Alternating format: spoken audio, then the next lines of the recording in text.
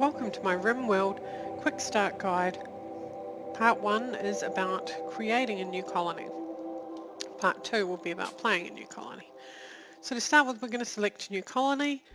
Crash Landed was the first most play-tested scenario that's been in the game since the beginning, where you arrive with 3 people in pods from your spaceship. They can have cryo sickness on landing, but that will pass in time, and they start with mid-range items such as survival rifles and pistols. The new scenario, the Rich Explorer, you start with 1 person, which is more challenging as you will have to do everything yourself until other people either join your colony or you capture prisoners and convert them. However, they do start with the best medicine in the game. Third scenario is Lost Tribe. This is where you start with 5 people but with basic technologies such as club spears and bows. I recommend for your first game starting as Crash Landed or Lost Tribe if you wish, but Crash Landed I personally like the rifles and pistols as the starting point for hunting. The AI is important. Cassandra Classic is the classic storyteller, and there are different modes that you can take it in. Phoebe is a more relaxed approach to it, slightly slower progression, and Randy Random is of course extremely random. I suggest for your first playthrough that you go Phoebe and either base builder or free play. Events will happen in free play, but they will be very weak, and later on, once you do have a functioning base, you may want a little bit of a challenge. Base builder will provide you more of a challenge that way, so I'm going to select base builder. You can put a key in here. People have suggested keys that you can change the size if you wish, but you're only picking 1 square on the map, so the size is not hugely relevant. Once you've got your map, all of the biomes are playable, but the extreme heat and the extreme cold, I would wait until you're an experienced player, as you're going to have to make sacrifices and change your way of plays for those environments.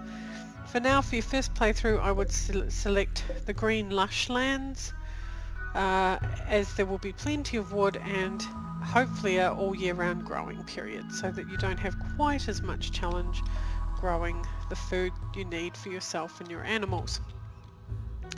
Now, red dots are enemies, but you'll be visited by all the different clans over a period of time. However, I'm going to base myself a little nearer the friendly ones. Maybe they'll visit me a bit more often.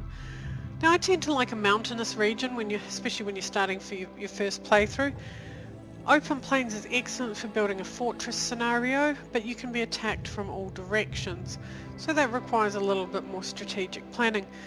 In a mountainous, you can choose to dig into the mountains and use the mountain walls as natural defences for yourself until you're ready to set up your own defence fortifications. So I tend to find it a fairly good start. You want a mix of stones. We've got 2 different stones here, granite and sandstone. That'll be fine. And we're going to select this map and say go. Now you get the choice of your people. These are important.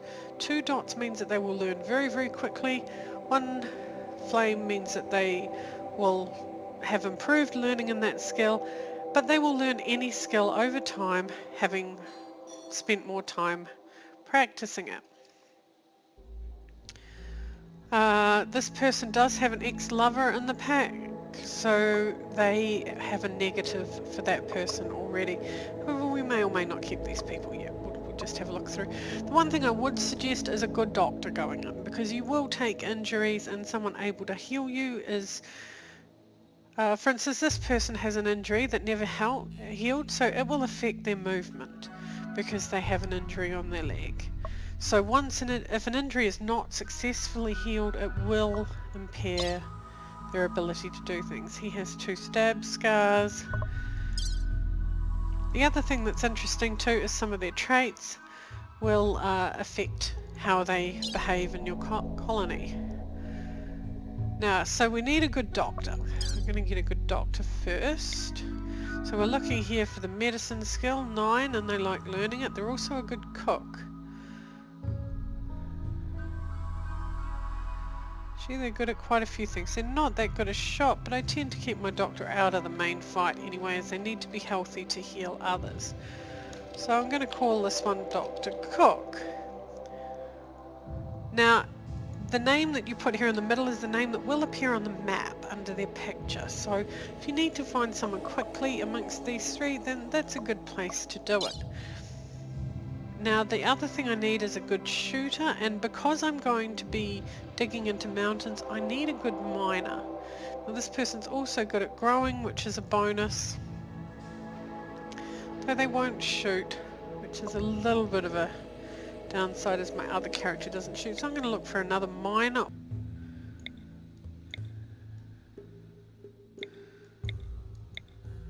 In my case, I'm going to go for mining and growing.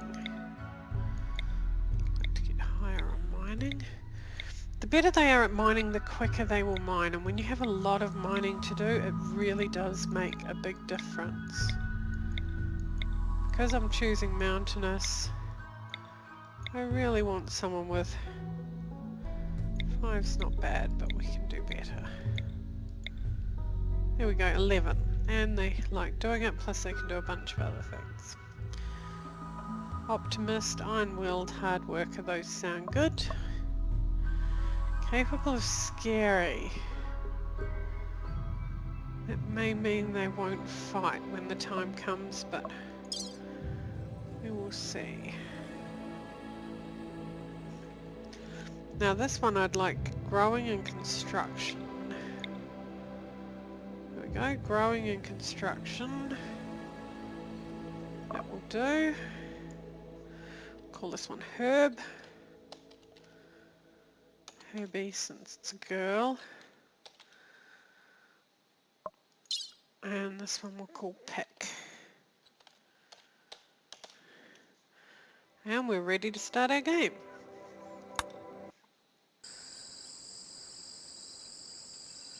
This is where we'll pause, and please check out part 2 for your base layout.